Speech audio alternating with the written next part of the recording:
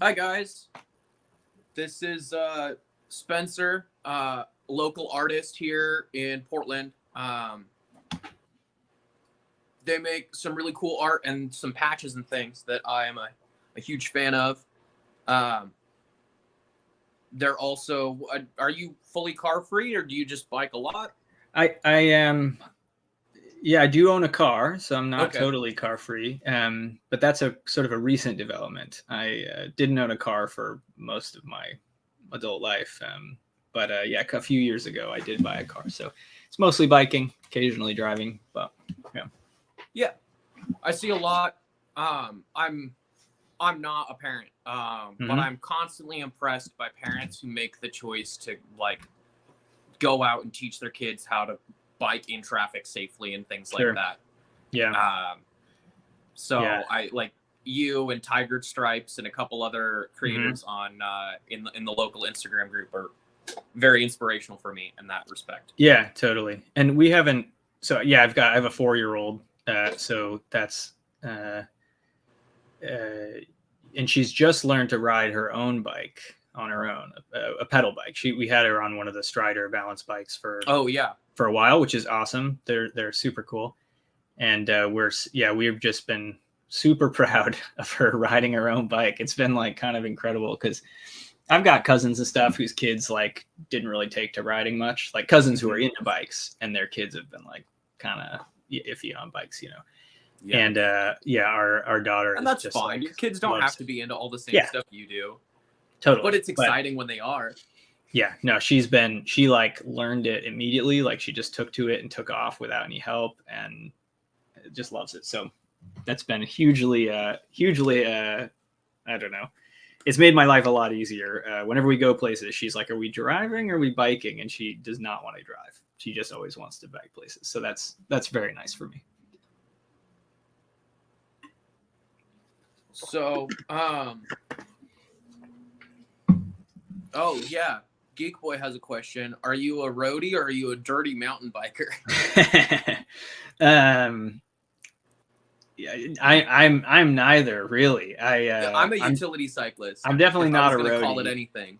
Sure. I've never owned a bike with suspension on it, Okay. so I'm not. I've owned rigid mountain bikes before, and I have ever owned a bike with drop bars, but I've only ever owned steel bikes. Okay. So I've never owned like an aluminum or carbon race bike. I have done very like right now no drop bar bikes in the last like 5 or 6 years. So I've owned a couple aluminum bikes, but well, one of them was kind of cool. It was like a Redline monocog, and I did not know how cool it was mm, until like a year or two after I got rid of it. yeah, yeah. So No, that's what happens. It's fine. I don't go through that the many other bikes. ones are just commuters. I'm also just like a one or two bike kind of person. I've Yeah. worked in bike shops before. A lot of my coworkers, it's normal for bike shop people to have like a half dozen bikes at least, and they're like rotating through new ones. But I kind of Yeah, they like have a get on. stable. Yeah, totally. I get on something I like, and I just like ride it for a long, long time. So my bike is coming up on 10. It'll be actually, yeah, 10 years that I've been riding this bike, a Surly Crosscheck.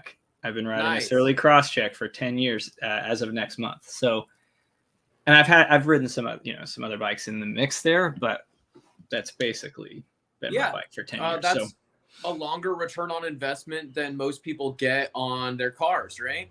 totally, yeah, I've definitely gotten more value out of it than I have out of a car. So Yeah. Um. So you use Fallbrook as your sorry, where not Fallbrook. What is it Falls called? Creek, Falls Creek. yeah, Falls Creek, yeah, Creek Brook, As you know, yeah, as your primary they're like a merch manufacturer for me. maker, right? Yeah, totally. Yep, they handle the embroidery for me. Okay. Do you do stickers somehow else? Yeah, I've done stickers. I don't have like a favorite place for stickers, so I've just used like Sticker App or Make Stickers. I don't know. I've used like a half dozen just online places and been like, oh, these ones are cheap, I'll try these, and I didn't like the quality and tried another place or whatever. So I think Sticker Okay. App is where most of my recent stickers have been coming from. I don't do like huge bulk orders on stickers, so I could probably be getting better pricing somewhere else, but it's been fine, you know. So yeah, Falls Creek handles patches. They do a few other things which I haven't totally taken advantage of yet. Like I noticed they will make like your own tags. Like if you wanted to make a beanie or something that didn't have a patch on it and was just like a little more relaxed, you could have your tag in there. Yeah, exactly. Yeah. So they do that kind of stuff. They even do like enamel pins, which I haven't gotten into. There's different processes for pins, and they have a capability for one sort of pin process. I think they do like a soft enamel versus a hard enamel, but in any case, they have a few other things that machines and like systems use. It's a family business, so it's just like Walter is like the guy who runs it, and it's like his wife and like nieces and nephews, I think, and maybe some other people. But it's like less than 10 people for sure that are working out of a little workshop, I think, at their house. So he's great. But he does if you've seen patches in sort of like the nerdy bike world, there's a good chance that Walter made a bunch of those. So like all the patches from SimWorks are made by Walter. I'm pretty sure he did the ones from Surly. He did the All City ones. He has done just tons of stuff. And that's how I got connected with him. And with Falls Creek was whenever I would see a cool patch from a brand, I would ask where they got it made, and his name, like Falls Creek, just kept coming up. And so I was like, over and over again. Yeah. So I kind of got the sense he'd done a lot of the bike industry patch work.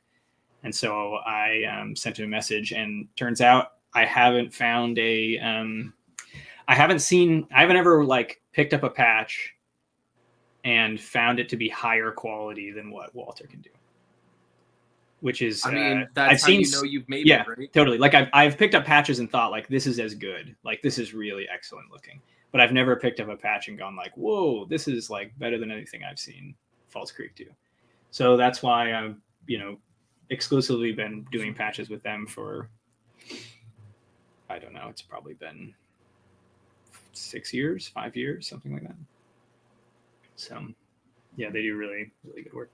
Every once in a while at markets, like someone will come over and be like, oh, I work at an embroidery place. We do patches, but they're usually, I can tell whenever they pick up Falls Creek patches, they're like, oh, these look really, really good. And I'm always like, they do look really good. I think a lot of places, don't do quite as good at work. And that I care a lot about that. So they do like everything you could possibly want. You can get them with Velcro, it looks like. You can get iron or glue on or however you want to do it. In fact, you just had a post the other day where you showed you used regular Gorilla Glue on a patch on your like waterproof pannier bag. Yeah, totally. Yeah, I get a lot of questions about patches, obviously, like through Instagram, which is where it's basically the only social media I use. Yeah. I get a lot of questions of like, how do I get this patch onto this fabric or this bag or whatever? And the first time I saw it done is my dad. The first patch I ever made was a patch for a bike tour I did with my parents and my siblings and their spouses and stuff. And I did this design, and my dad had like those bucket panniers, like just made out of those square, like like a detergent buckets or whatever. And those are the panniers he was using. Very DIY kind of touring setup. And I gave him these patches, and he just like duct taped them onto the buckets. Yeah. And I was like, sure, fine, whatever, And then like that's how you get it on there. And that is sort of, I've always been like, you can get the patches on or whatever you want, any way you want to do. So people ask a lot about the Ortliebs because most people don't want to sew through them. I don't really want to sew through them. No. It might compromise their. And you don't want to use a glue that's gonna like have a bad solvent in it or something either. Yeah, totally. PVC, I think. Yeah, I think that's what it is. I don't know. Anyway, I just threw that on with Gorilla Glue one day because I was like, Yeah. I get enough questions. I want to try it, and it's worked out fine. Yeah. I sew all of my patches on every single time. That's like my patches do come with iron-on backing on them, but I always sew them just because it's like I think it looks. I don't think it looks like worse to have some stitch marks, that you can see, and they just won't ever fall off. They won't. The corners won't come off. Yeah. I won't worry about them. You're never going to get any peeling or. Yeah, totally. Yeah. So yeah. I asked a few people for some help getting questions. Sure. And so what were some challenges you had earlier on? Because you've been doing this, you said, for 7 or so years now? Mm-hmm. Yeah, 2015, I think, was the first that patch came out of. Again, it was a bike tour with my family. I got into touring was sort of a big part of my biking identity for a long time. That explains why I'm between a roadie and a dirty mountain biker. Is I was a bike tourer, and so I convinced my family, who were into bikes but hadn't toured much. I got my parents and siblings to go on a bike tour in Maine, which is where I'm from, and we toured. And I designed this patch to commemorate the tour. But at the time, I was just using a place I found online to manufacture them. They were having them made overseas, and 50 was like the minimum order quantity, and there was like 10 people going on the tour, and I was like, yeah, whatever. I'll give everyone 2 or 3, and then I'll have like a dozen left over, and I'll just do something with them. So that's how I started. Now I'm a patch maker because a patch designer, because I did that, ordered 50, gave them out, and then I took those other patches and like threw them up on like a derelict Etsy page that I had from when I was trying to sell stuff in college on Etsy. Yeah. And so I popped them up there. Some people like started buying them, and I ran out, and I was like, I can just buy more of these and sell more. Like if people are buying them, it's making me money. Sure. Yeah. So that's kind of how I got started with them in 2015. It was just sort of an accident that led me into it. Yeah. So you've always done batch orders, not print on demand? Yes. Yeah, I've never done print on demand for patches. That can be kind of a hurdle to jump through, is getting, because you can get the prices way better if you're doing batch orders. Totally. Yeah. I mean, I think that, and that's how I kind of like it, in that like it is an investment. And early on in my like patch career, that was a big thing. Like I agonized over like, do I want to spend $200 on this thing that might not make me money? Because, I'm fortunately enough, like I make more money now than I did in 2015. Mm-hmm. And so back then it was a lot riskier feeling. And now it's like, yeah, like I'll just, worst case scenario, like people don't really buy them, and I end up with like 100 patches that nobody wants. And I wasted $200, but like they'll probably sell eventually, and like I can give them away.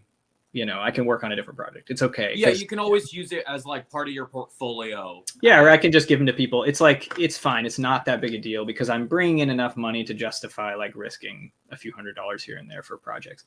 But early on, it was like, I was like looking at everything and like trying to really like agonize over it. And but I found that even the patches that like don't sell super quickly have eventually made me money, because like I've got a patch that I made like 4 years ago, and I bought 100 of them, and like I think I'm down to like 20 left.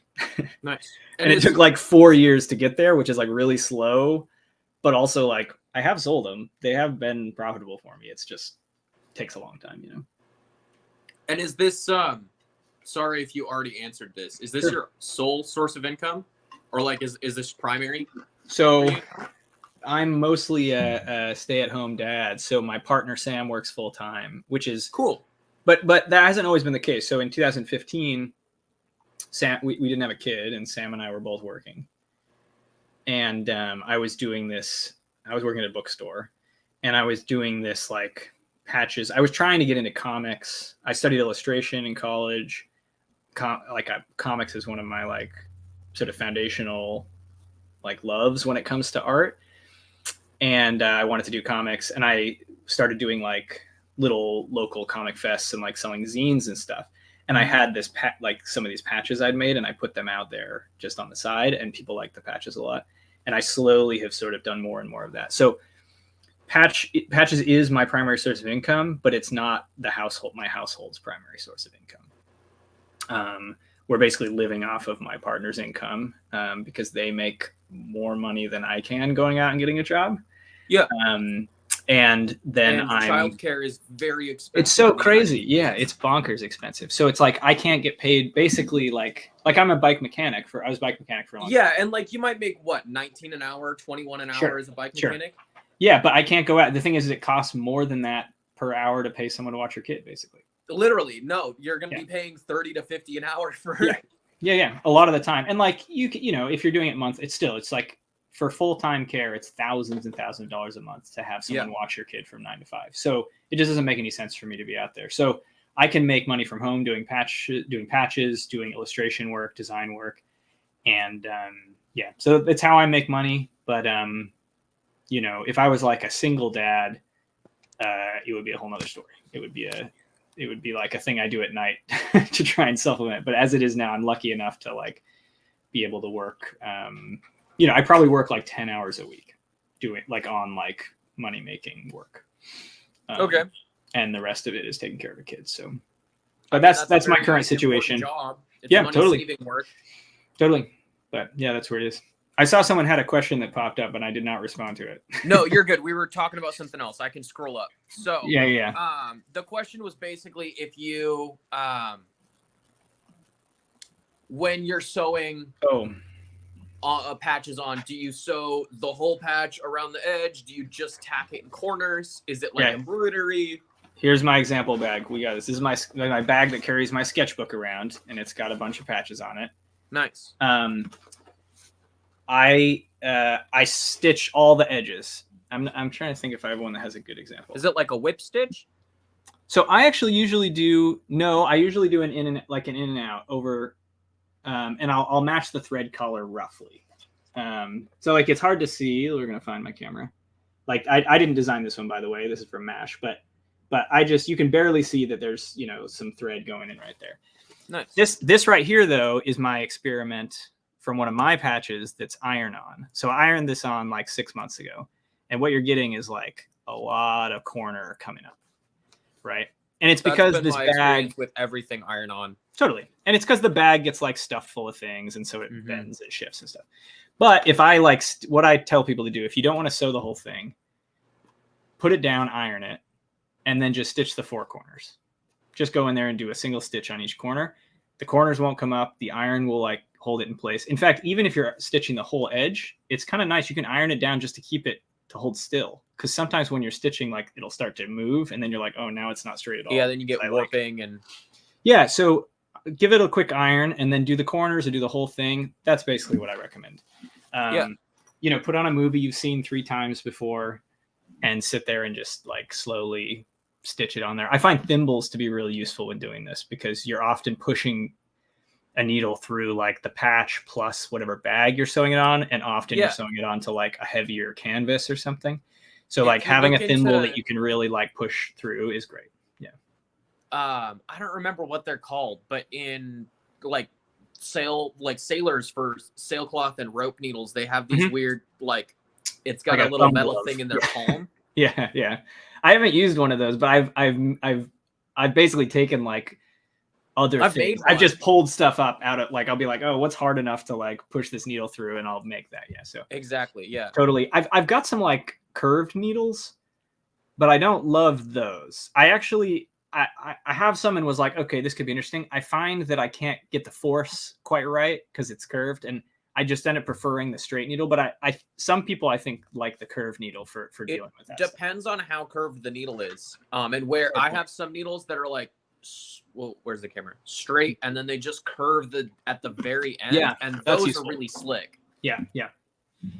So I don't get that nerdy about how you sew, you know. Whatever. I just kind of wing it. But I do have a handful of needles I've tried over the years, and you know, it's fine. I don't use a sewing machine generally, mostly because for patches, mostly because it's just hard to get the machine where I want it on the bag, right?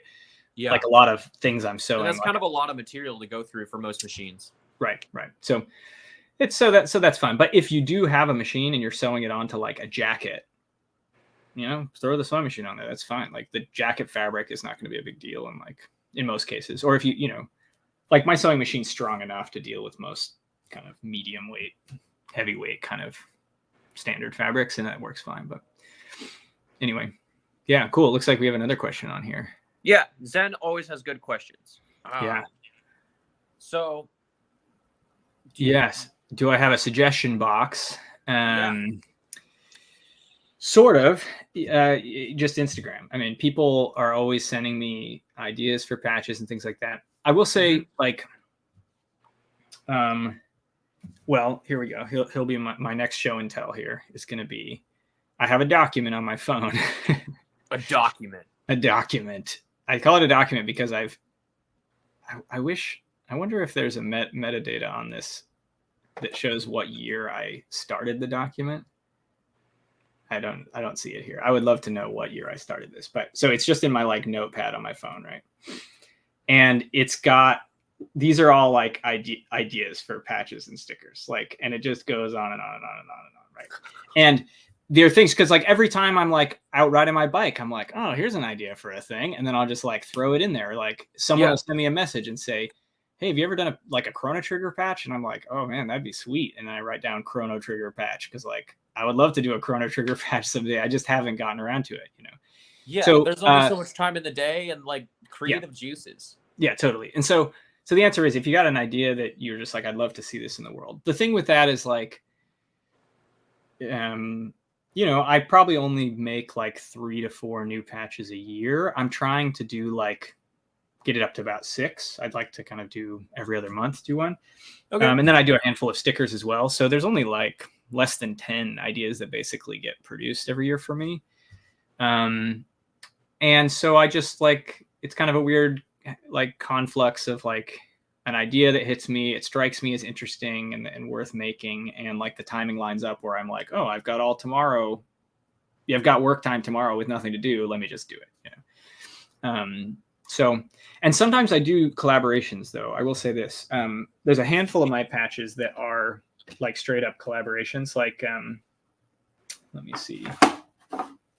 This is a good example of one. This patch right here is from a buddy of mine, also named Spencer. Actually, he's a friend of mine back from we worked at a bike collective together years ago, like a DIY shop. And he messaged me like 3 or 4 years ago, just texted me, and it was like a photograph of lined paper, and he had drawn out this idea for a Not Lost patch. And he just said, hey, do you think this would make a good patch? And I said, yeah, it'd make a great patch. Let's do it. And so we like share ownership of that patch, basically. So like we share production costs on it. Basically, it's like he can order as many as he wants. I can order as many as I want. We can sell them. We can do whatever, but like I can't take it and make it into a t-shirt without his permission. We basically share the rights to it. Because it's his, and there's a handful of patches. The rights to the design, not to the patch, That's right. So like we've come up with an agreement of like, and like that's another one, like this Magic Outside is the same situation. That's so this super cute. Yeah, this was some people who I've actually never met in person, but we've chatted online on Instagram. They sent me a message and said, hey, we were bike touring last summer and we found a dumpster that had a bunch of Magic cards in it. And we started playing Magic outside on our bike tours. Do you think that's a fun idea for a patch? And I said, yeah, I love that idea. And usually I'm like, here, look, I get hired to do patches as well. So I do commissioned work. It's a decent percentage of my small income is doing commissioned work. And when like a company sends me a message and says, do you do commissions? We want patches for, like, I'm doing some work for a company, a rafting company right now, and they want patches for all their guides. Like they go on a hat. So all the people who work for the company have like these hats. And I don't even know if they're like mandatory hats or just cool swag for the company people, but either way, sick. It's cool. So I quote them a price. I say, this is how much my rate is, Yeah. And then they say, yeah, cool, we can do it. And I just get paid. And then they own the design. They can basically do whatever they want with it, right? With collaborations, if someone sends me an idea and they're like, I don't have much of a budget, because like I'm literally bike touring around the world on like $5 a day. Yeah. But I have this idea for a patch and I'd love to do it. What can we work out? If the idea is one that I think I could also benefit from, I'll sometimes propose a collaboration. You know, I'll say, well, why don't we do this? Like, I'll do the design for free, but I'm allowed to sell it, and you're also allowed to buy it at cost, you know?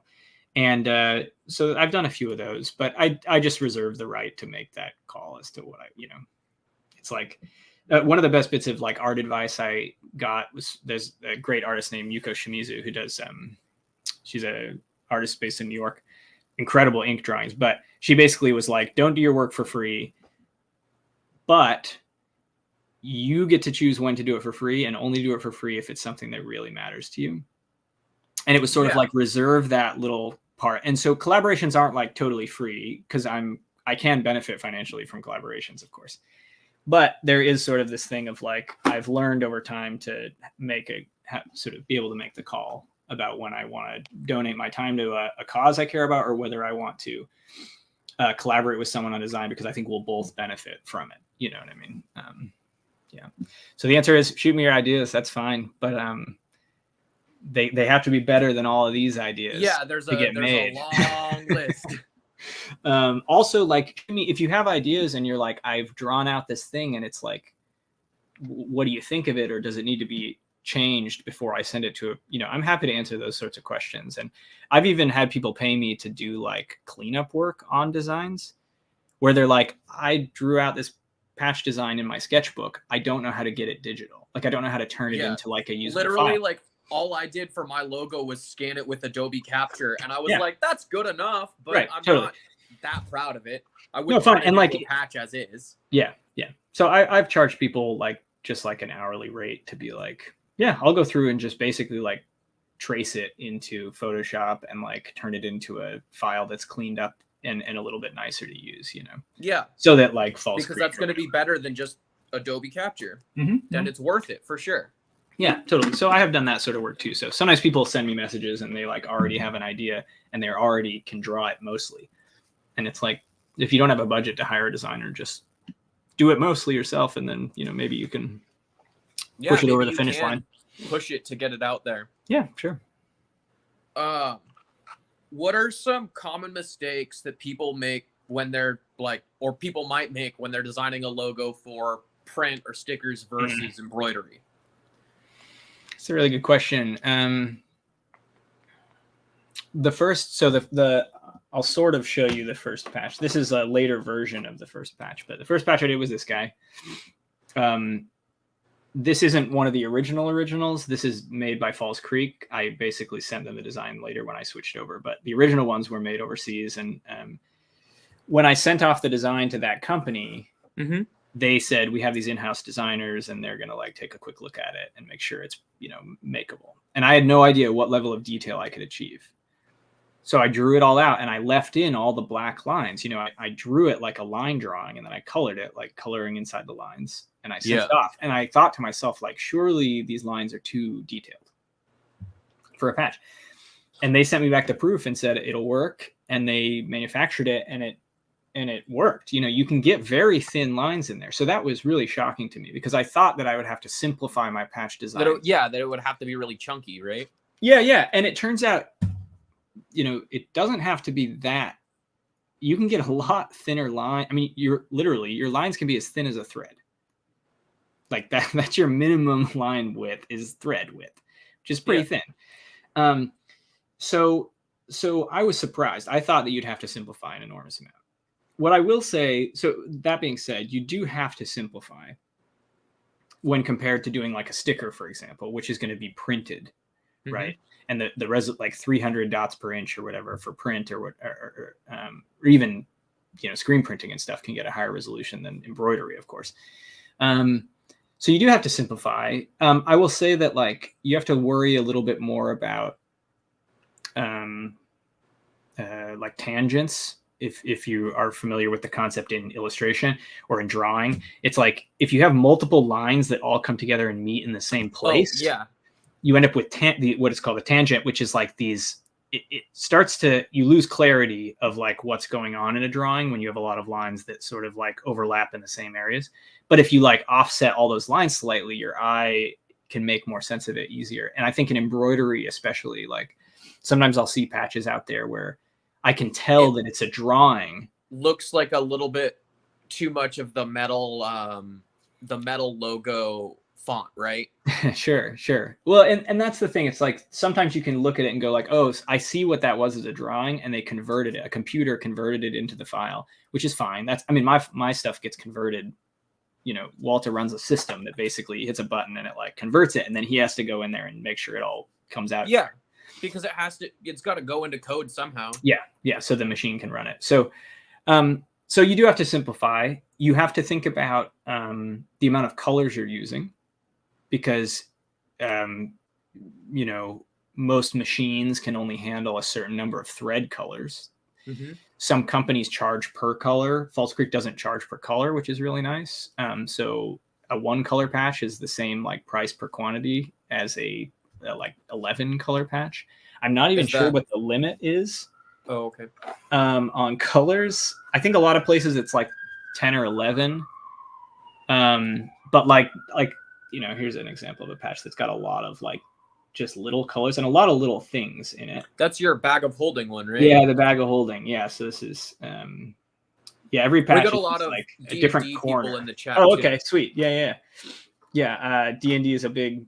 I was just watching the survey results for the most recent Unearthed Arcana on D&D Beyond. So I play D&D every month, or well, twice a month now. But so yeah, you can have quite. So I do go in. I usually draw it, and then I start thinking about colors. Where I'm like, oh, these 2 colors are really similar. Let me just combine those 2. Okay. It's tough to do like shading and stuff. Gradients are like another interesting challenge. So there's a lot of little things that are different. And every once in a while I'll draw something and then be like, oh, this is like headed into like sticker territory instead of patch territory with just the kind of design I'm doing. Another thing is like faces and humans are tricky to do in patches in my experience. I've done none of my patches feature like a human face. And I'll get there. I'll experiment with that at some point, but I think faces are tricky to do in patches. Just because it's like for like a Van Gogh-esque. Sure. Because then it doesn't have to be accurate, you know? Yeah, you can abstract it and it works.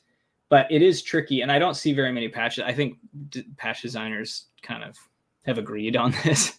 It's well kind of understood that like it's tricky to get faces to look quite good in patches. We just have to do it before the AI does, you know? Yeah, sure. Yeah. So you know. So yeah, I do think differently about patches versus, you know, stickers or other. Yeah, because you do have a few stickers with faces and stuff in them. Oh yeah. So I definitely do like. I don't have a lot of humans on my stickers, but I've got like, you know, little. The lighting's not great when turtles.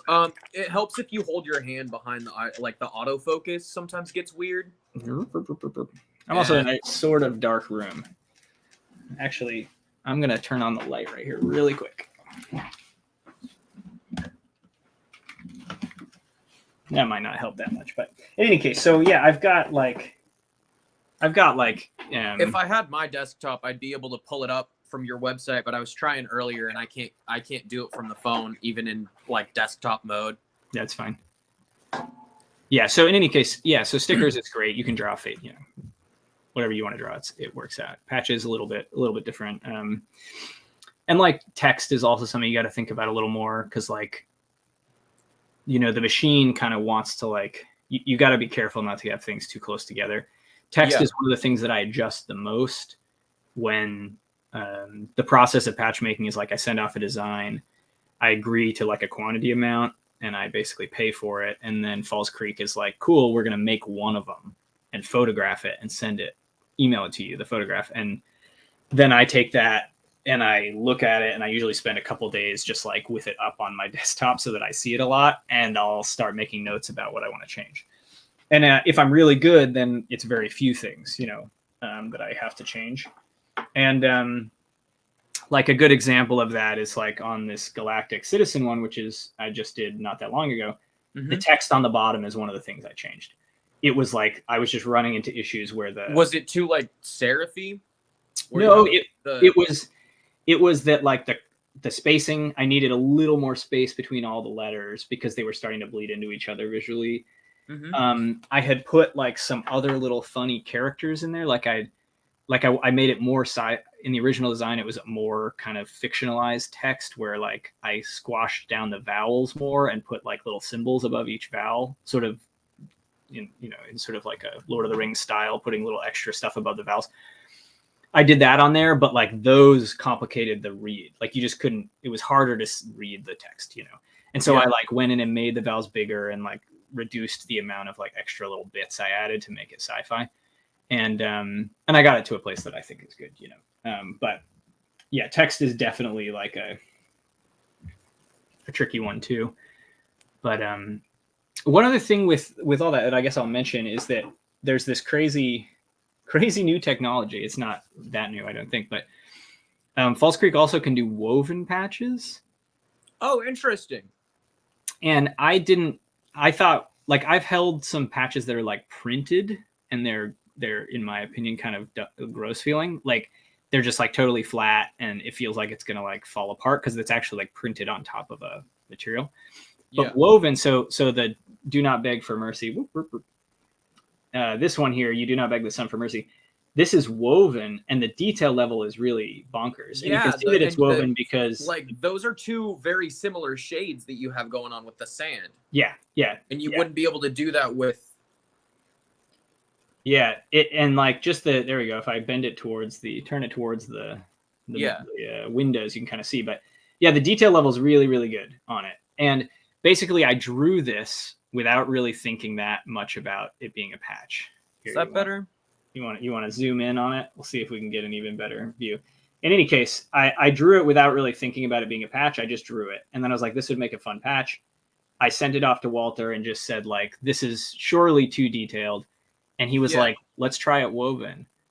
And the back is like, looks very different. It's all, you can see that it's like, it's woven like a shirt, it's like fabric. Exactly. And it's got a little bit of texture to it, but it's mostly, it's a lot smoother than embroidery. Embroidery is like twill, like a fabric backing that then has a needle that embroiders on it, right? And like the back of an embroidered patch looks like a weird sort of like inverse version of the front. Yeah, exactly. It looks reversed. But woven patches are like just this crate. You can see all the little tails of all the different thread colors as they go together. Woven patches, the detail level is really high and the texture is really good. And I've done a couple of my patches woven because I just didn't want to sacrifice detail. I'm just like, what kind of electric loom have they got to have? Yeah. Like, what in the? Yeah, it's I haven't ever been to False Creek is in Western Pennsylvania. I've driven through, and the timing didn't work out to go and visit False Creek, which is a bummer. That was when I moved to Oregon 2 years ago from Boston. I drove across the country in the car that I'd recently purchased, and we were driving through False Creek, and but it just didn't work. Walter was out of town for the like time that I happened to be going through, and so we didn't end up meeting up. But I was have yet to go actually see the machines that are making these patches of mine, but I will eventually, I think. Yeah, bucket list for sure. Rico had some questions earlier about what you were talking about, graphic novels and comics, and like he was asking about that. I noticed you have a couple on your page that you've produced with different bike shops and things. A couple comics. Yeah, it looks like it. And then he wanted to know what your favorite comic was, like, or graphic novel for pure pleasure for you. Sure. Yeah. On my website, there's like some of my website stuff is sort of like my illustration portfolio, right? And some of that earlier stuff is are like little mini comics that I've done. Some of which I do think the one that I did I did like a new owner's bike guide for the Provo Bicycle Collective. That's actually where I met Spencer, the other Spencer who did that Not Lost patch with me. And we just did the dog the Wild Child patch is the same Spencer. This is also a Spencer patch design. But yeah, so yeah, comics have been a huge kind of influence on me. Favorite comics, I definitely tend towards like the liking comics for the artists. So I'll kind of follow specific artists. So like Mobius has got to be my favorite artist, probably in the world. Just gonna scroll through your portfolio so people see it. Yeah, there's some D&D characters in there. You're looking at a couple of D&D commissions at the top. Yeah. That Loyal Cycle Adventure Goons is one of the only patches I've ever designed that has like a face. It's not like strictly a human face, but it's a troll face, but it's a face. Yeah, and you can kind of see my work honestly has gotten more like patch friendly. Like my style has become a little bit like thicker lines, a little more graphic. Yeah. And I'm kind of doing some more shifts. I'm excited to get back into like pencil drawings and stuff coming up. Yeah, so Mobius is a huge influence on me. One of my favorite artists. I really like Otomo Katsuhiro, who did Akira. So Akira is one of my favorite series.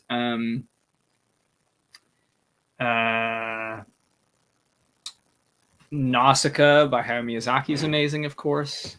Yeah, there's some other D&D ones. I did those for a buddy of mine who runs a podcast. The Bag of Holding was for the same group of people. The Bag of Holding patch was also a design for the Adventure Incorporated people.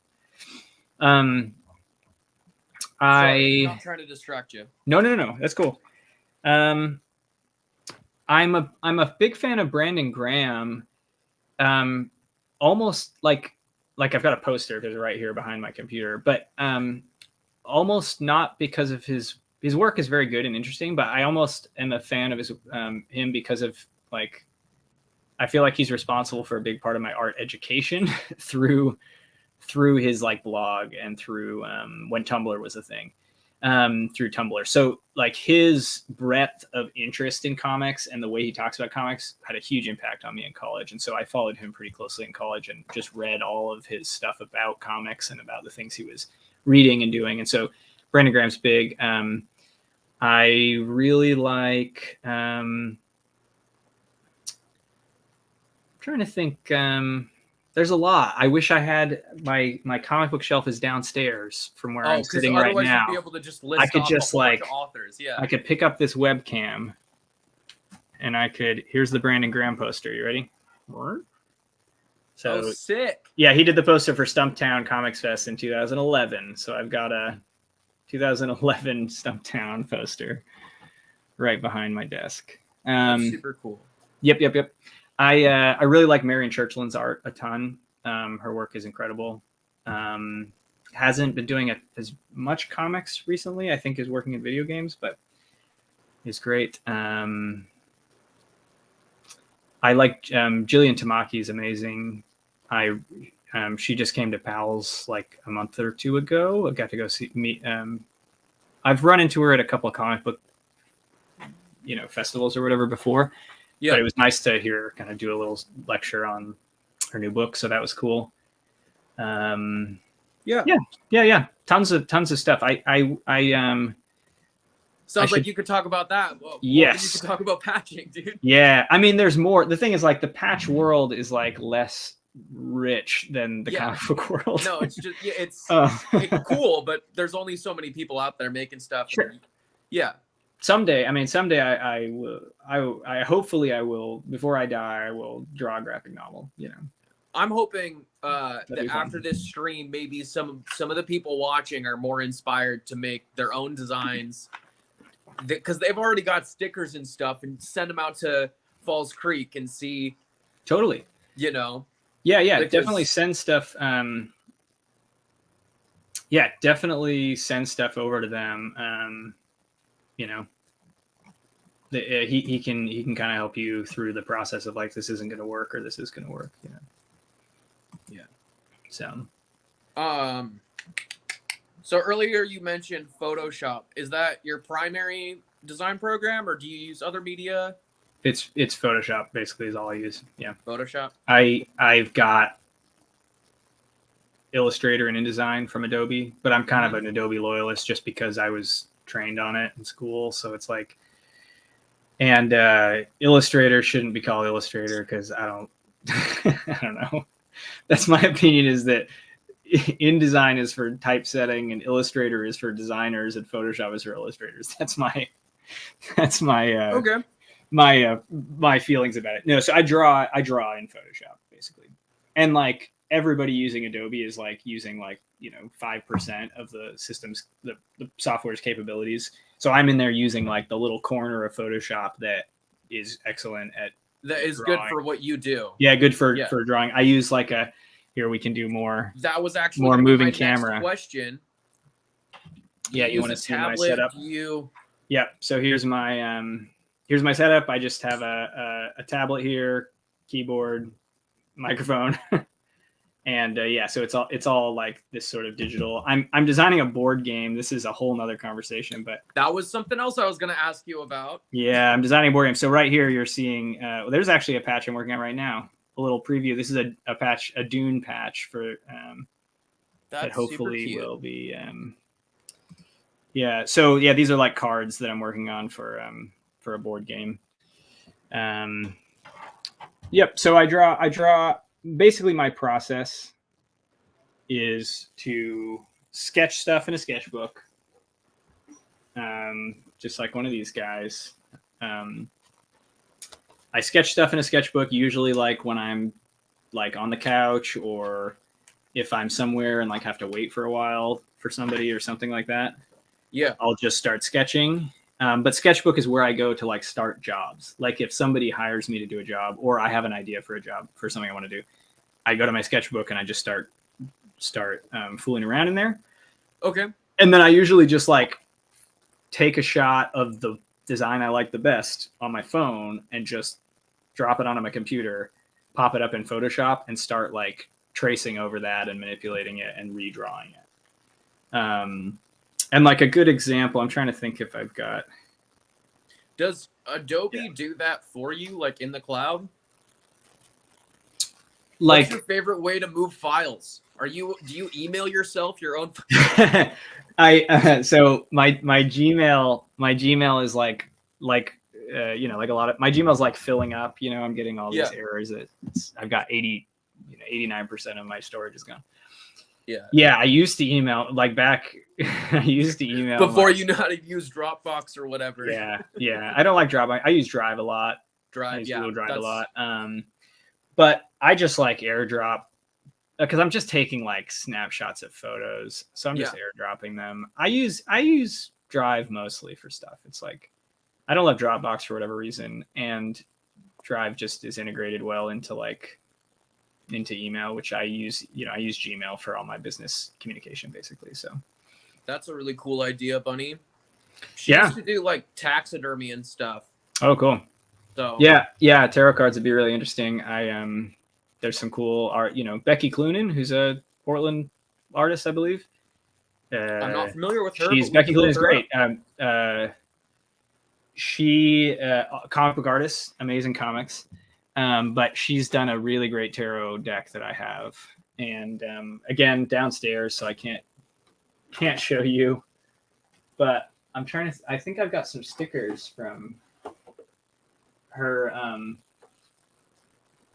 Her company, the Mystery School is the name of the company, but you always get these fun stickers in the packages when you do Mystery School orders. Here's another one from Mystery School Comics Group is what it. But yeah, Becky Cloonan's amazing. Her work's one of the artists that if I did a little walkthrough of my comic book shelves, Becky Cloonan's in there. Oh no, their website or their store is down.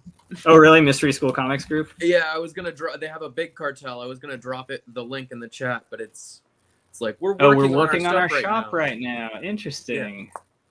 I just ordered something from them like a couple months ago, so they must be updating some stuff. Yeah, they're probably just working. Or maybe they're on vacation. I don't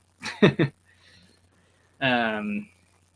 But yeah, tarot would be super fun. I mean, I'm doing the board game I'm designing is sort of medievally, and so it's fun. I've been using like a bunch of reference stuff, like books with old like illustrations of King Arthur and things, and it's really fun to dig around and look at like all the decoration work and things to try and kind of use some of that as inspiration.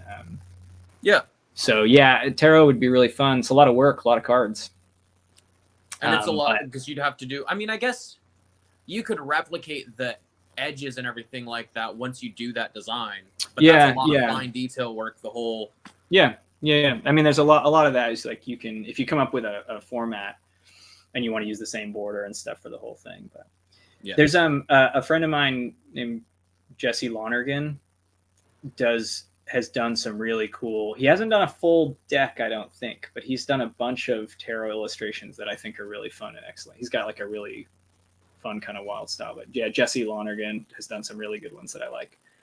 Cool. He does like a fuller illustration, and then he puts a little frame in the middle of it, and the frame is like the tarot card, but the tarot illustration is like outside of the card. It's good. I believe I found it. Got a big panda with a jetpack. Yeah. Jesse Lonergan stuff is kind of wild. Yeah, I knew Jesse when I was boom, like tabling at little comic shows in Boston and stuff. Oh, okay. And so we met that way. Like I probably just met him literally like walking around tables at like one of the first comic shows I did in Boston. And now he's gotten a bunch of cool. He's more successful than ever. He's doing really well, but it's fun. Every once in a while, I'll like see someone in the wild wearing a shirt that he designed. He sells a lot of shirts. So yeah, some fun stuff. But he's done a few kind of tarot-y things that I think are really clever. That I like a lot. Cool. I dropped the link in the chat, so everyone else should be able to find him too. Yeah, his stuff's fun. I like his work a lot. How does art allow you to see like places or tell stories that you otherwise might have missed if you were a wage slave like the rest of us? Yeah. Or even just like you know what I mean. Like yeah, I know what you mean. Yeah, not like. Well, I don't know. It's interesting. Like it's weird, right? It's weird because I'm trying to make money, doing what I like doing, which is mostly like sitting in this chair and drawing pictures. Yeah. And that's one of the things I like doing. And it's kind of the thing that I've realized is the most like the thing I can monetize the best about myself, which is kind of a weird way to look at it. But I there's something thrilling about, like, as artists all have like some degree of ego, and I'm no exception, which is like you have to kind of like believe a little bit that what you do is worth putting out in front of people.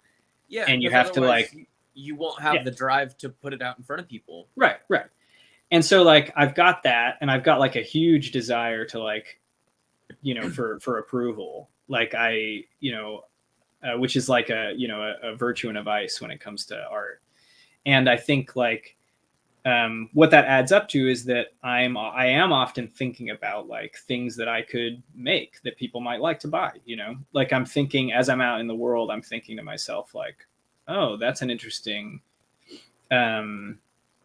it's usually like, it's often phrases. And this comes back to like my training, I guess, as an illustrator, which is like illustration, like it can mean a lot of different things, but for me, illustration, the roots of illustration are like, here's a text and you're going to draw a picture from the text. Interesting. Which is kind of a classical idea about what it is. Like you're illustrating a thing that already exists. Like there's a thing that already exists and you're going to put pictures to it. And like that's not, I don't care about what that definition is, but I notice that popping up a fair amount, which is often my ideas start with a phrase or or text of some sort. And that's not always the case. Sometimes they start as something else, but a lot of the ideas I have like written in my phone are actually like phrases. Like you know, things where I'll be like, okay, what text is interesting? What bit of word is interesting? And I think people engage. It also comes back to my a love of comics, which is like I love that comics is words and pictures. You know, and like obviously there's comics that are only pictures, and there's obviously comics that is like mostly words and the pictures are barely there. But comics is this wonderful fusion of words and pictures, and I like that about my work too. And I think I like that sort of kind of mixture. So when I'm out in the world, I'm hearing things, people are saying things that I think are interesting or funny. It's bringing up images in my head, you know, of things that I could do. I care a lot about like fantasy stuff and things. So, you know, I'm not doing a lot of like, a lot less like live kind of plein air sketching or like just outside drawing houses and stuff, which I used to do a lot more of, especially when I was in school. It's like I would just draw anything that was in front of me. And now I definitely do a lot more of like, I have an idea in my head and I bring it to my sketchbook. And I used to do a lot more of like open my sketchbook with no ideas and just like start scribbling. And that's super useful. And I actually want to like set aside more time to do that. But yeah, it means that like, it's good though too. Like my journey, like mentally, I'm in a much better place, like with my relationship with my art. I think like right after college, I was like, I'm going to draw comics. Mm-hmm. That's what I'm going to do. And I didn't know how to do it. And I wasn't that driven. Like my work ethic is not like extraordinary. Okay. You know, it's gotten a lot better, but it's not like I am driven the way that I think some people are to like work a ton. How old and are so you, just by the way? Yeah, I'm 36 years old. 36. Okay. Yeah. So I'm 27. Sure. So it's like, yeah, so like I graduated and I took my time getting there. I graduated from college in 2014, but I graduated from high school in 2006. So like it took, you know, I wasn't in college that whole time, but you know, I wasn't fast going through it. But you took your time. It didn't necessarily, you're saying you weren't the most like driven student, and then you weren't probably the most driven.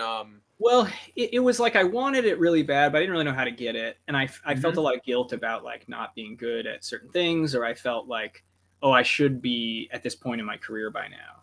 Yeah, you know? And there's like a lot of pressure to hustle too when you're doing your own. Like even now, you're running your own business, and Instagram might be the only social media you really use, but at the same time, you kind of have to sell your stuff on Instagram all the time. Yeah. No, so it is kind of a thing. Like, and I have to, you know, there's like the classic like work-life balance kind of stuff, or like trying to put boundaries when I'm working and when I'm not. And, you know, that's been hard. I used to kind of just like stay up super late every night drawing, and that was cool. I kind of miss those days, you know, but on the flip side, it's like, you know, now like I'm better at spending, you know, I'm better at like blocking out, like this is a work night, this isn't a work night, you know, and having a little bit more with that. But there was a long time with comics where I was like just beating myself up mentally about the fact that I hadn't, you know, I had these ideas for comics and I just wasn't working on them. Like every minute of my day that I didn't work on a comic was like me failing, you know. And that was like rough, you know, and that's like a weird difficulty of like trying to be this like freelance kind of like I'm working from home. Like there's no boundary between like there's a bed behind this. You know, like there's no boundary between my work life and my personal life. And I've gotten better about having that boundary a little bit. And like a kid has sort of forced me to have that boundary too, where I'm like, oh, like I have to have these boundaries between these lives because there's another person I got to take care of. You know, I can't just like draw till 3 a.m. because I want to do it. It's like if I can't get up in the morning and take care of a kid, then, you know, it's not working, you know. So I have to be able to like make these boundaries. So, and it's not, I'm not like that into boundaries, but I've gotten to that point where I'm not beating myself up about like work or taking a day off. Yeah. I'm a lot happier kind of with that than I used to be, but it took me, I thought you know, part of it is I thought I was going to draw comics, you know, and then it's like patches became a bigger thing. I realized that I'm like way more passionate about making games than I am about making comics. Like the quick story, and I the quick version of this story is I had like an idea for a comic that was like this post-apocalyptic kind of story where everyone had forgotten how to read and the world was like, you know, fallen into sort of decay, and there were these people wandering around who like were collecting books and like figuring out how to read again. this idea for a comic, and I just never worked on it. I beat myself up for years about it, where I was like, oh, I should be working on this story. I should be like developing it. I should be sketching it out. And then one day I was like, I spend like I was beating myself up, and I said, well, I spend like 5 hours every week prepping for D&D. Like, I'm running a D&D campaign for years, and I spend hours working on it, and I'm drawing stuff, and I'm coming up with stories, and I'm coming up with characters, and I have maps. And not all of it gets used. Right. But I just like, I had the energy. I was like, why is it that I have energy for this Dungeons and Dragons game, which is like not part of my like career, but like I don't have any energy for this thing that I tell myself is really important.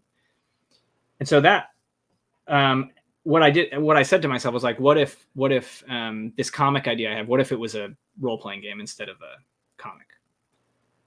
And as soon as I said that to myself, suddenly the ideas just exploded, and I was filling books full of stuff about this world and about like creating it. And I realized, and I started playing this role-playing game that I had created. I started designing it, and I designed it, and I started playing it. I played it for years, and I would work on it every single week, and I'd think about it while I was riding my bike, and I was working as a bike mechanic at the time, and at work I'd have ideas, and I'd go like write them down. And it was just like, suddenly I was driven, and it was because I like shifted my perspective on what this thing was. And that was a huge epiphany to me, which is like, oh, I kind of have to trick myself into like working on stuff. I have to sort of like, if something isn't working for me, if I don't have the energy for it, maybe it's like the wrong medium or the wrong like format. And if I can just sort of like scoot it into a different place, then I'll have the energy for it. And that was a big epiphany. So now when I'm working on stuff, it's like, I have a much better understanding of what drives me. And if I have an idea for something, I think to myself, like, is this a game idea? Is this a comic? Is it a short story? Like, broadening my medium just a little bit. And so now it's like, I don't make any money on board games because I'm just designing them and trying to get our first one like produced professionally. I say me and my brother collaborate on games. And, but like I was just on the phone before this with my brother, and we were running through playtest notes from the game we played last week. Mm-hmm. And I'm hosting another playtest tomorrow night. And I have to get all these notes in and like change. The reason I've got the stuff up on my tablet right now is I got to go in and change the cards. And so we can like run the game tomorrow. And that process we've been doing for like 2.5 years of just like playtesting it almost every week, adjusting it, changing it. And we're getting to a place where we're like, the game's really good. We're tweaking it, but it's the tweaking keeps getting smaller and smaller and smaller. And it gets down to the point where it's like, this thing is almost done. So now we got to find some money to make it, but it's really exciting. That's a turtle question, right? Yeah. It's really exciting though. My brother has some experience doing crowdfunding, so that's helpful because I don't have any experience with that. So it's good that at least it's like he's crowdfunded projects before. So at least I'm like, okay, I'll let you handle that. Like you can help me through that process. So cool. Yeah. No, that's super cool that you have. I mean, it's super cool that you have that kind of relationship with your brother, but it's also awesome just that everybody has their strengths and you're working together on this project to make it come to life. Yeah.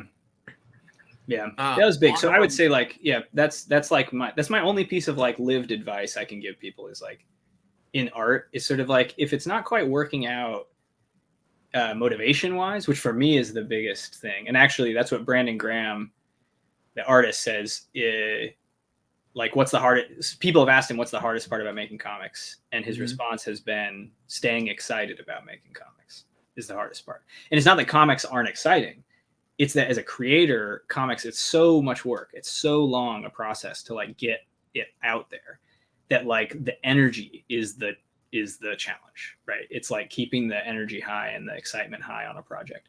And I basically feel that way where it's like, if you're not excited about a project, like you got to shift it somehow. You got to figure out how to turn it into something you're excited about. So, yeah, that makes sense. Yeah. A little question about art projects. Is there an art project you'd like to take, perhaps you just don't have the time for? I mean, I'd love to draw like a graphic novel. And I think about that, Matt. Like, I think when I was younger, I had a million ideas and I had like a really short attention span for them. right? Like I'd be at work and I'd be like, I have an idea for a science fiction comic, and I'd run home and I'd draw it. And like, that's awesome. But then like the next day I'd have a different idea for a better thing. And so like this half finished idea would be like, well, I drew like 5 pages of sketches and now it's like dead. And that's fine. That was useful as like a learning thing, but like it's never going to be made because my attention span was like maybe like a week long. Now my attention span is like way longer. I can work on a project for years, but I don't have as much time. Like I've got other more obligations in my life, but then also like I also don't have as fast an energy. Like I'm slower to start projects because I kind of have to like pre-process them a little bit. And I'm less likely to stay up all night drawing a comic than I was when I was in my 20s. So, you know, in my earlier 20s. And so it's like, there's lots of projects. I would love if I had like 40 hours a week to make games, I would be making games for 40 hours a week probably. Because I love it. That would be super cool. Yeah. So that's kind of the goal, is eventually to get to a point where that, and like our daughter's going to be in kindergarten in a couple years. Mm-hmm. That's going to free up a bunch of time and money. Yes. You know, so yeah, I would love to do more game work. If I could make money doing games, like if I can turn this board game project that I'm working on, which by the way, on Instagram, Hardly Heroic is the name of the like little company that Ian, my brother, and I started. Yeah, I threw at some point when we were talking about the Spencer Hawks one up there. Yeah. So people can look at it. Yep. Yeah, Hardly Heroic. And so like if we can finish up this game we're working on called Midwinter's Crown, I'm going to jump back into Babel, which is the name of the like sort of post-apocalyptic RPG, because I just had so much fun with that years ago. But it's been a while since we played that. So I would definitely do that. I would love to do a graphic novel, but I'm not really quite in the mind space for it. One of the reasons I love Mobius from earlier is like Mobius died a few years ago, unfortunately, but he died in his like late 70s, I think. And in the middle of a trilogy of comics, like we're never going to see the end doing of what he loved. Yeah, we're never going to see the end of Arzak, which is a real bummer. But it's like that guy was working into his 70s. And also like there's a lot of comic book artists who got started in their career, like became really good kind of later in their careers. And that is really inspiring to me. So like Mobius has always inspired me because he was his best work. I think his best work happened in his later career. And that always just makes me feel a little better about not being like, you know, some illustration superstar at age 25 or whatever. Which is like who you end up looking at a lot, like in college, when you're like looking at the great historical illustrators, but then you're also like, who's in the New York Times op-ed page every week? And you're like, oh, these are like 22-year-olds who just graduated from, you know, from SVA and from these other, you know, colleges that are a little more prestigious and things. And looking at their work and going, their work's amazing. And I love those people are incredible artists and they're only going to get better. Right. But, you know, there are artists out there who didn't get that great until their 60s or 70s. So I still got time. And sometimes it's like, it sounds like you have a lot of storytelling ability too. A lot of dungeon mastering. What was that? A lot of dungeon mastering. Yeah. This is like kind of a fish oriented channel. We've been talking about bikes and art for the most part, but somebody did ask, what is your favorite fish of all time? Well, does moose count as my favorite fish? I noticed the asker had moose in their name. Was aquatic moose. Yeah. Being from Maine, a moose is I'm obligated to like moose. Yeah. Favorite fish. Yeah, moose and lobster. I got to draw. So I mentioned that I got to draw a lobster on a bike at some point. Favorite fish. Good question. Yeah, either to eat or to like keep or whatever. Growing, we swordfish are kind of cool. As a kid, I thought swordfish were cool because I liked swords a lot. Yeah, and I actually ate swordfish. Not that much, but swordfish was like my favorite fish to eat as a kid. Yeah, if you saw it on the menu, you were like, yeah, swordfish. Yeah. So I do kind of like a swordfish. That's pretty cool. Yeah, Yeah, that's probably got to be my answer. It's funny because my partner Sam sees fish as food. We've joked about this. Sam's like, fish aren't pets, and Oh, interesting. and it's sort of a running joke, like because like I grew up with like an aquarium with a bunch of little So tetras and I was stuff. about to ask if you guys like if you have any pets and or if you were going to if you would consider keeping a fish tank Yeah, as like a learning so experience for the kid. Sam won't. I don't think Sam will do a fish tank because Sam's just like, fish are for eating. So, so no. But we do have a pet as of pretty recently. We have a oh, very cool. You've got a big tank. I did This notice. is I did take a look at your channel a bit before. So 20, and then I got Yeah. a couple jars here. that's fun. I should yeah, my buddy Josh from Cambridge Bicycle Race to work. He was deep diving for a while into like shrimp and other weird things you could raise in your house, and doing. You can keep stuff like some that, really so. cool shrimp. Yeah. In any case, yeah, we have a hedgehog. So This Yeah. guy's name is also Sam, oh, okay, there you go. Perfect. Yeah, and Yeah. Sam will not keep fish. perfect. Okay, great. We've I'm been glad trying that you're to on the get same Sam to page keep as my fish partner. for a while. I kind of like the sound of a fish tank, so I'm kind of pro fish tank because I like the noise of water. But again, a feature of me growing up in Maine, I guess. I grew up on an island in Maine, so it was very, very watery island. But in any case, yeah, we have a hedgehog, so that's our unusual pet. That's but- super cool. But no fish. Yeah, the You guys have to hedgehog. feed they're insectivores, aren't they? They are, yeah. So right now it's mostly like mealworms. They eat like cat food, basically, like like hard kibble kind of stuff. Is I sort fostered of a skunk for a little while, and it was Okay. kind of the same thing. It was Yeah. like cat food and then like squash. yeah. You try and get them, yeah, and but yeah, like hedgehogs really don't eat vegetables at all. Like they can't digest Yeah, like they don't plant have fiber pretty much at all. So so yeah, it's like cat food and mealworms.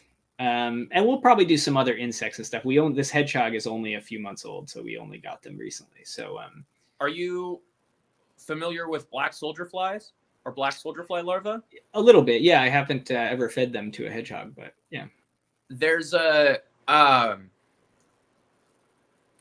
a company up in Camas or Vancouver, I think it Mhm. is, called Northwest Redworms, and they have a really nice like blackworm composter.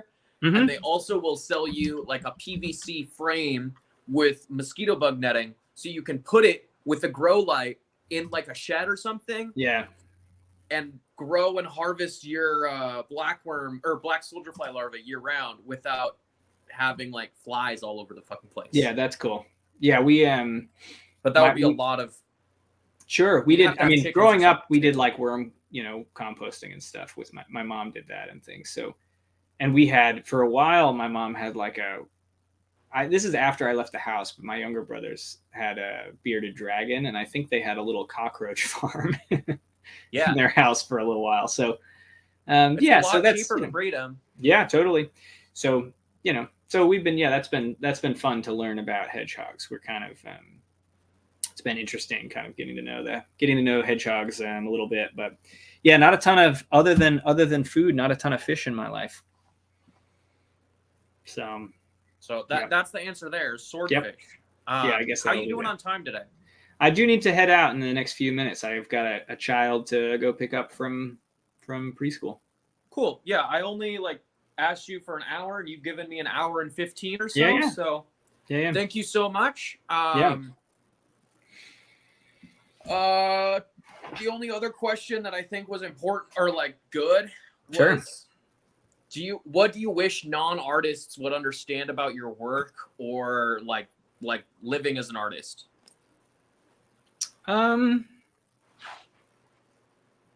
That's a good question.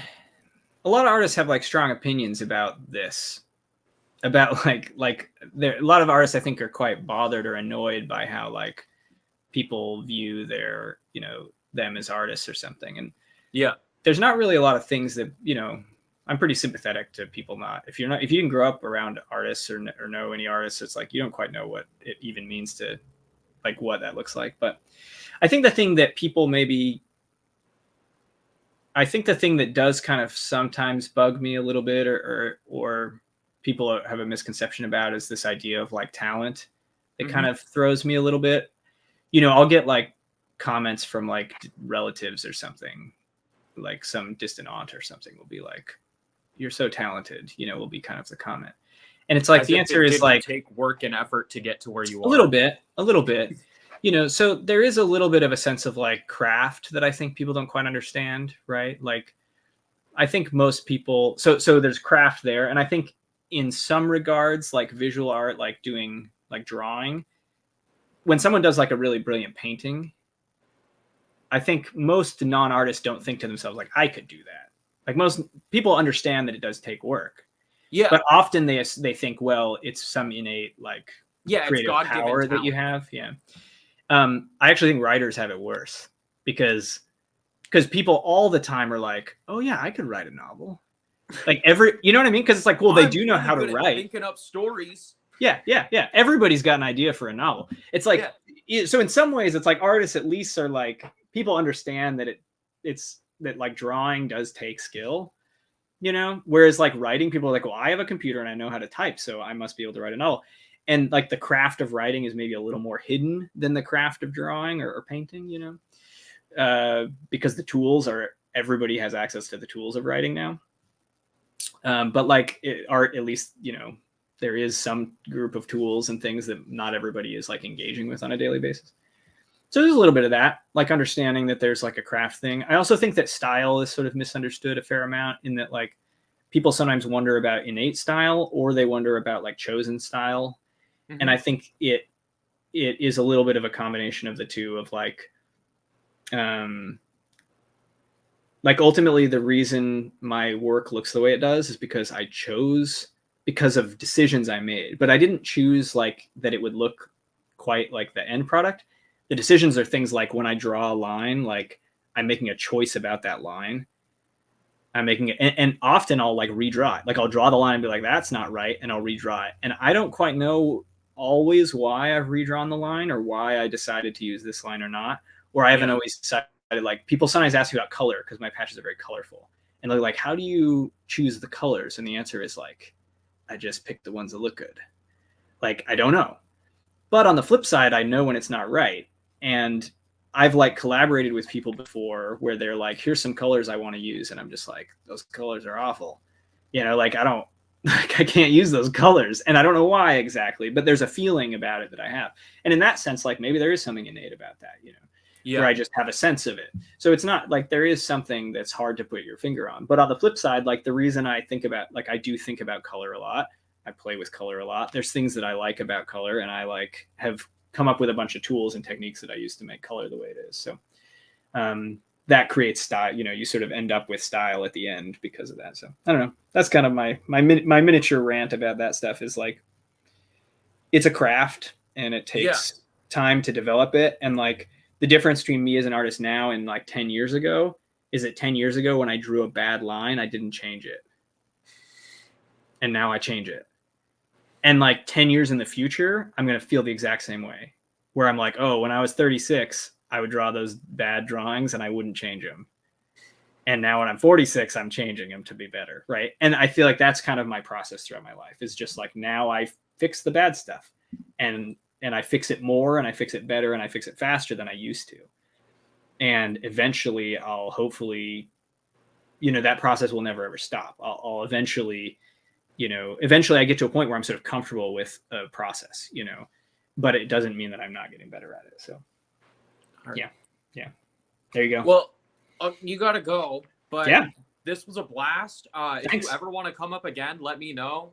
Sure. I'll do some more fish research. More questions, but they were just kind of generic art questions. So sure. Well, feel free. People can message me on Instagram if you actually want answers to some of those questions about art or whatever. And happy to come back. We can do a session. We can draw fish together if you want to get into. That would be kind of cool. I would love to do that. I have ever drawn some fish for people. I've done some fish related commissions, so we could do some fish. It'd be fun. Yeah, or you could draw your lobster on a bicycle. You know, that would be even better. Yeah, I do. Fish on a bicycle is even tougher. I tell you, at least lobsters have got limbs. You know. All right. Well, thank you very much. I'm gonna stay live, but there Okay. should be like a leave button for you somewhere. Okie dokie. I'll figure out how to leave. There it is. Awesome. Okay. Thank you, Awesome. Thanks, Spencer. Coro. Have Okay. a Thanks, good day. everybody. Bye. That was awesome. He was super cool. How are you guys doing? What did I miss in the chat? I feel like I missed stuff. Yeah, you got. It looks like you guys did a lot of 20 baby Hillstream loaches. Okay, that's exciting. Boots Cats was talking about the moth and caterpillar light cycle, which is super, super cool. I did notice that, but I wasn't about to like make I didn't want to make Spencer uncomfortable because we're just talking about art and merch and stuff. Steven, the first half was mostly your questions. I think the biggest one was yes, always batches. They jumped into it with a batch of 50 from a different company. And originally they were doing a bike tour, and so they made this patch to like commemorate the bike tour they went on with their friends and family, and then they only had like 10 people to give the patch to, and they were like, all right, well, now I have a whole bunch more patches, and they threw them on their Etsy page, and it took off more than any of their other stuff they were doing. So that's my short, but yeah, I'm gonna probably watch this one over again too, because sometimes I was scrolling, or like there was a hot chunk where I was trying to figure out how to do with StreamYard, if I could do the what do you call it? You put it into desktop mode, right? Sometimes it lets you do desktop things, and other times it's like, you're still on a phone, we can tell. Used to being held.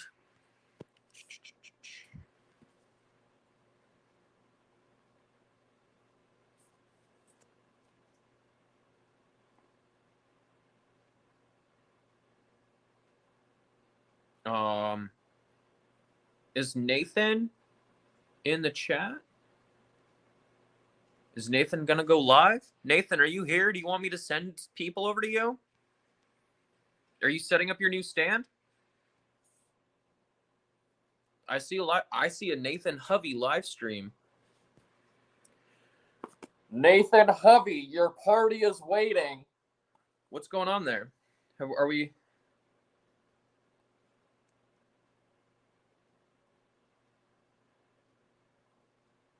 Hey, bro. Swordfish. Yep, gotta eat it. And that's how we found out that they have a hedgehog. So thank you, Moose, for pushing that, because I knew that they were going to run out of time. Are we... Nathan, are you going to go live? Is it your turn?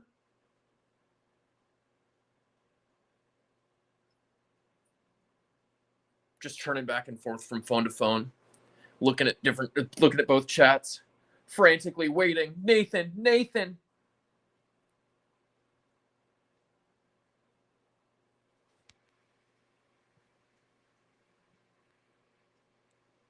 Yeah. Yeah, exactly. I wish it did.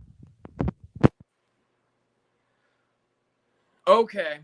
All right. So we'll stay live for a little bit. What are you like for real? What's going on, guys? Let's chat. Does anybody have any other questions? Does anybody have any questions you want me to send to Spencer? Would you like us to do a drawing stream sometime? Did that sound good? Awesome.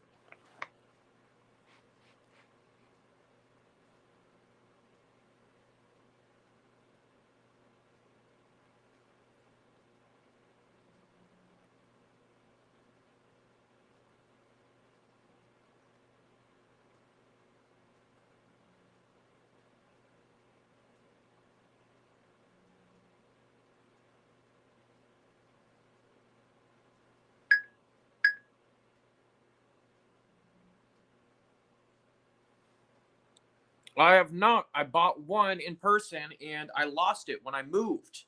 I had a whole bunch of patches that I lost. and I'm really upset about it because I had like a denim jacket that I wanted to put them on, but I wasn't positive that I liked how it fit. So I was always looking at Goodwill for a different like vest or jacket to sew things on. And then I moved and I just lost so much stuff when I moved. And that was before I lived with where I like currently live. That was before I lived with Jordan. That was a long time ago. A snail on a train. I think that's a great idea. Or like maybe a carriage. Like, what if you had a snail? This would be really tough to draw because it's detailed. But like, what if you had a snail on a carriage with like the antennas being whips or reins out to the like some shrimp that are pulling it along, or some fish.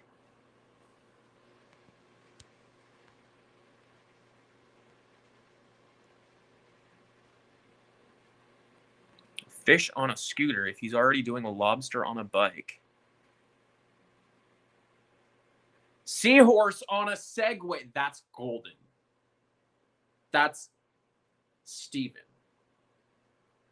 I don't know what you could possibly top with that. You can draw fish and try to guess what they are.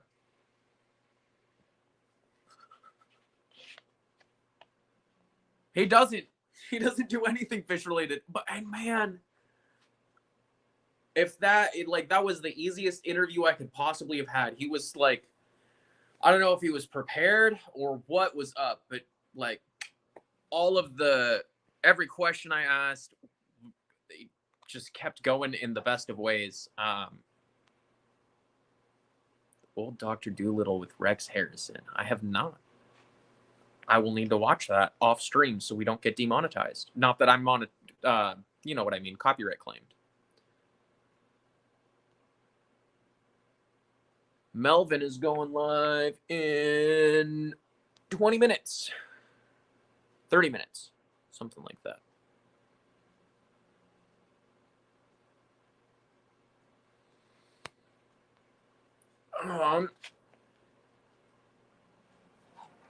Yeah, that's probably accurate, Steven.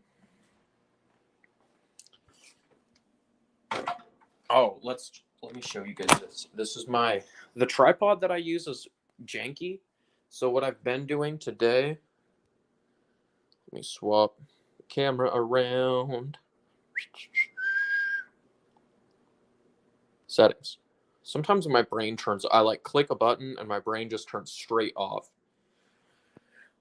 I put a little like clip-on phone onto this wheelie chair or wheelie caddy that I have a bunch of tools and stuff in, and that's what I've been using today instead of my tripod. This is almost ready to pop. Like so close it hurts. You can see. Maybe if I move it back here, close to the wall.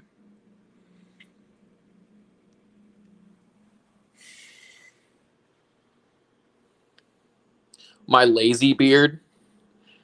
This isn't a struggle beard. I'm not struggling to have a beard. This is a struggle beard because I'm struggling. I don't want the beard. I have a beard because I'm struggling. Oh, what did you say? Oh, no. I missed it. Hold on a sec.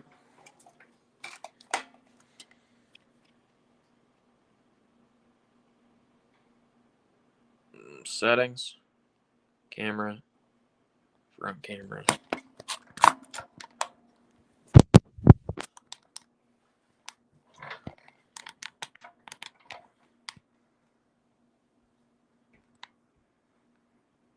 Why is it so bright?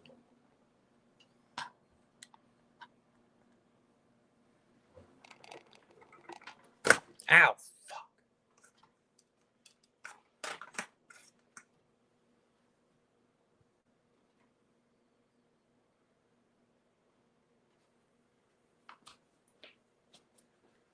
What did Jorge say? Time to go look at my other phone because chat doesn't disappear on it so fast.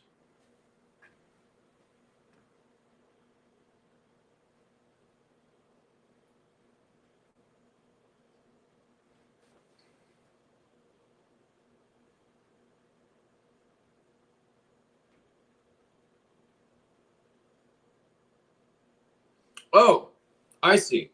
Love how you did this because there's an artist I would love to interview and wasn't sure how it would go over. I don't think he does anything fish related, but I still find him fascinating. Okay, yeah.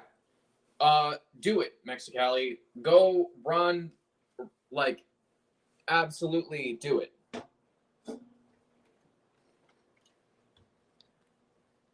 I don't know what else to tell you than do it.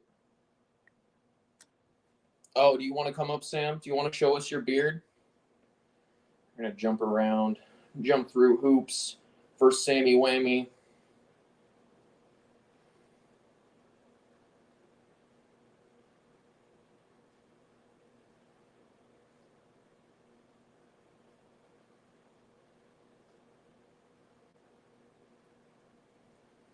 All right, Sam. Now's your chance to show us that your beard is better than Spencer's was. There should be little endlers in here somewhere, dude.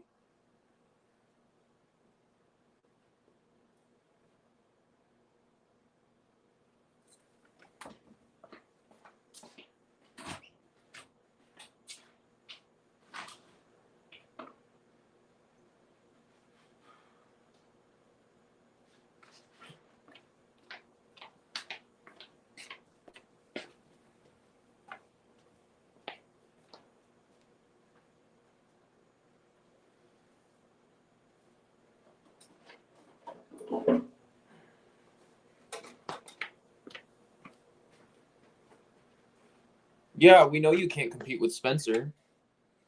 So why are you making fun of my beard when, like, everybody can see that my beard was not the superior beard today? Unless you want to beat Spencer's beard. You better shut your mouth, Sam. You better shut your mouth or I'm gonna demod you. You better watch out, bro. Or something. I don't know, man.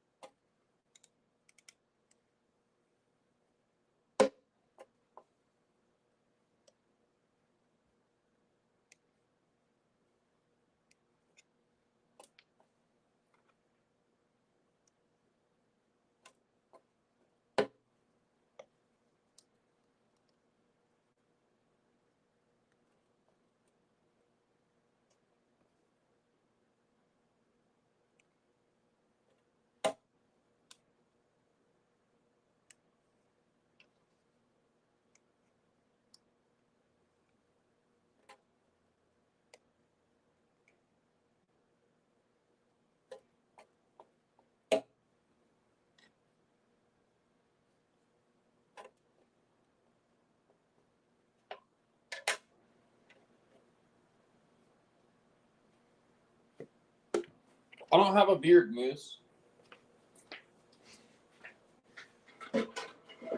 Like that's the funniest part about it is that I don't have a beard. I just have been lazy about shaving for a couple weeks. Sam just wants to be the bread.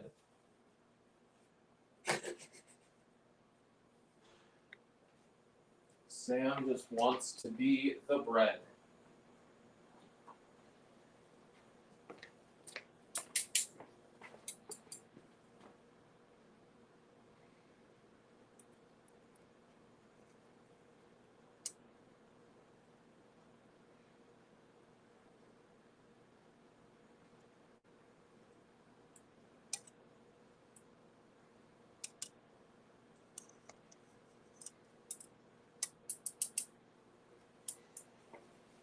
I always think like, oh, it's a shallow tank. The plants will do great in this, and they are they're kind of subpar.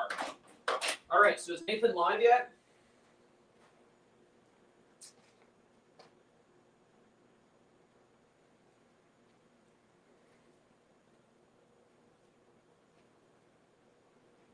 Is that what we've determined?